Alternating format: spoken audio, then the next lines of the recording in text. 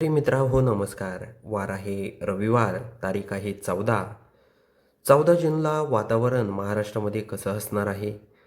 तर सर्वात आधी आपण जर सकाळपासून जर वातावरण जर बघितलं, तर पुणे पुणे, भोर, चिपळूण, सातारा या परिसरामध्ये काही प्रमाणात ढगाळ वातावरण सकाळी सकाळी 11च्या सुमारास असणार आहे. आणि जे हे वातावरण आहे यामध्ये दुपारी 2 नंतर प्रचंड मोठा बदल महाराष्ट्रामध्ये होणार आहे. आपण जर अहिल्यानगर परिसर जर बघितला, अहिल्यानगर परिसरामध्ये संध्याकाळी 6च्या सुमारास वातावरणामध्ये मोठा आपल्याला बदल होताना दिसत आहे. आणि यामध्ये वाऱ्याचा वेग देखील जास्त प्रमाणात आहे. आपण जर अहिल्यानगर पारनेर परिसर जर बघितला, तर संध्याकाळी 6 वाजता या भागात ढगाळ वातावरण असणार आहे. आपण जर पुढे जर इथे जर बघितलं, शिरूर, दौंड, बारामती, नीरा, अकलूज, तर या परिसरात देखील ढगाळ वातावरण काही प्रमाणात असणार आहे. त्याचबरोबर जामखेड, करमाळा हा परिसर जर आपण बघितला, तर या परिसरात देखील काही प्रमाणात ढगाळ वातावरण असणार आहे. त्याचबरोबर पाथर्डी, पैठणमध्ये पूर्णपणे कोरडं वातावरण आहे. छत्रपती संभाजीनगर परिसर जर आपण बघितला, तर येथे देखील संध्याकाळी 6 वाजता आपल्याला पूर्णपणे कोरडं वातावरण दिसत आहे.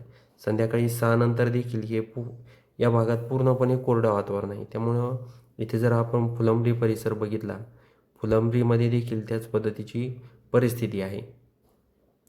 त्याचबरोबर जालना, अंबड, गेवराई, रामपुरी, बीड, वडवणी, माजलगाव हा जर परिसर बघितला, शेलू, तर पूर्णपणे म्हणजे कोरडं वातावरण आहे. ढगाळ वातावरण देखील या भागात नाही आहे. आपण जर पुसद, वाशिम हा परिसर बघितला, तर या परिसरात देखील पूर्णपणे कोरडं वातावरण आपल्याला दिसत आहे.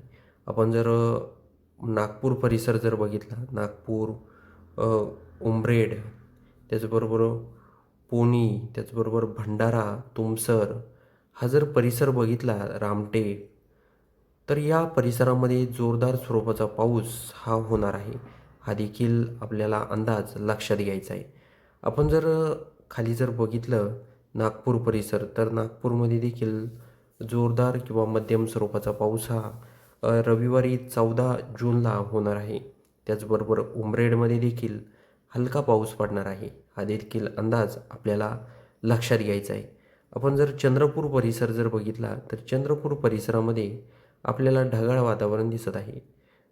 राजूरमध्ये देखील ढगाळ वातावरण आहे. पांढरकवडा, वरोरा या भागात देखील आपल्याला ढगाळ वातावरण दिसत आहे. आपण जर यवतमाळ परिसर बघितला, तर यवतमाळ, अर्णी, वर्धा या परिसरात पूर्णपणे मोकळं वातावरण आहे, कोरडं वातावरण आहे. हा देखील अंदाज आपल्याला लक्षात घ्यायचा आहे. म्हणजे महाराष्ट्राचे आपण जर परिसर जर बघितला, म्हणजे आपण इथे बघू शकता, आता परतूर, जिंतूर, परभणी, माजलगाव, परळी संपूर्ण परिसरात कोरडं वातावरण आहे.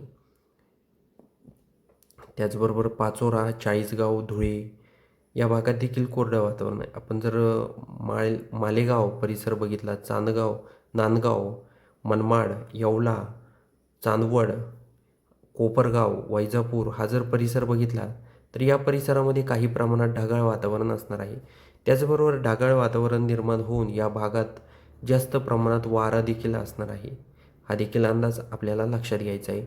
लोणी, श्रीरामपूर, संगमनेर, अकोले हा जर परिसर बघितला, तर येथे देखील पूर्णपणे कोरडं वातावरण आहे आणि वाऱ्याचं प्रमाण देखील या भागात असणार आहे. त्याचबरोबर आपण जर राहुरी परिसर बघितला, घोडेगाव परिसर बघितला, तर या परिसरात पूर्णपणे थोड्या प्रमाणात ढगाळ वातावरण असणार आहे. सोनई, त्याचबरोबर वांबुरी, त्याचबरोबर मिरी या परिसरात देखील ढगाळ वातावरण असणार आहे. त्याचबरोबर अहिल्यानगर खुद्दमध्ये आपण जर बघितलं, तर थोड्याफार प्रमाणात तिथे भुरभुर होऊ शकते. हा देखील अंदाज आपल्याला लक्षात घ्यायचा आहे. त्याचबरोबर आपण जर पारनेर परिसर बघितला, तर येथे देखील म्हणजे ढगाळ वातावरण असणार आहे. जास्त या भागात वातावरणात आपल्याला बदल होताना दिसत नाही. जुन्नर परिसर, मंचर, त्याचबरोबर चाकण या परिसरात देखील पूर्णपणे कोरडं वातावरण आहे. त्याचबरोबर आपण जर महाड परिसर जर बघितला, तर महाड परिसरामध्ये ढगाळ वातावरण आहे. त्याचबरोबर महाबळेश्वरमध्ये जर आपण बघितलं तर या भागात हलका पाऊस पडणार आहे. चिपळूण त्याचबरोबर चिपळूण परिसर जर बघितला, गुहागर, दाभोल, दापोली, खेड या परिसरात कोरडं वातावरण आहे पूर्णपणे. हा देखील अंदाज आपल्याला लक्षात घ्यायचा आहे. गुहागरमध्ये देखील पूर्णपणे कोरडं वातावरण आहे. त्याचबरोबर जयगड, त्याचबरोबर रत्नागिरी म्हणजे ही जी समुद्र किनारपट्टी आहे, या पट्ट्यात देखील कोरडं वातावरण आपल्याला संध्याकाळी 6च्या सुमारास दिसत आहे. आपण जर रात्री 9 वाजता जर बघितलं, कोणत्याही भागात आपल्याला जोरदार स्वरूपाचा पाऊस हा दिसत नाही आहे. फक्त हिंगणघाट, त्याचबरोबर विरोरा, चंद्रपूर या भागामध्ये रात्री 9 वाजता देखील जोरदार स्वरूपाचा पाऊस होणार आहे. आणि हा जो पाऊस असणार आहे, हा आपण जर बघितलं तर रात्री 11 वाजता 10-11च्या सुमारास हा पाऊस उघडेल. त्याचबरोबर आपण जर साकोली परिसर जर बघितला तर या परिसरात ढगाळ वातावरण आहे. हा देखील अंदाज आपल्याला लक्षात घ्यायचा आहे.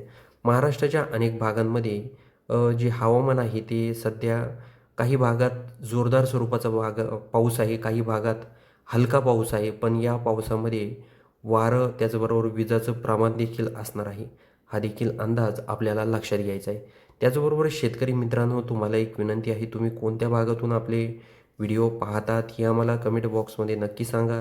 त्याचबरोबर तुम्हाला आपल्या चॅनलचे व्हिडिओ आवडत असेल तर सर्वात आधी तुमचं मत आपल्या कमेंट बॉक्समध्ये नोंदवायला विसरू नका. तर भेटूया पुढच्या व्हिडिओमध्ये. तोपर्यंत नमस्कार.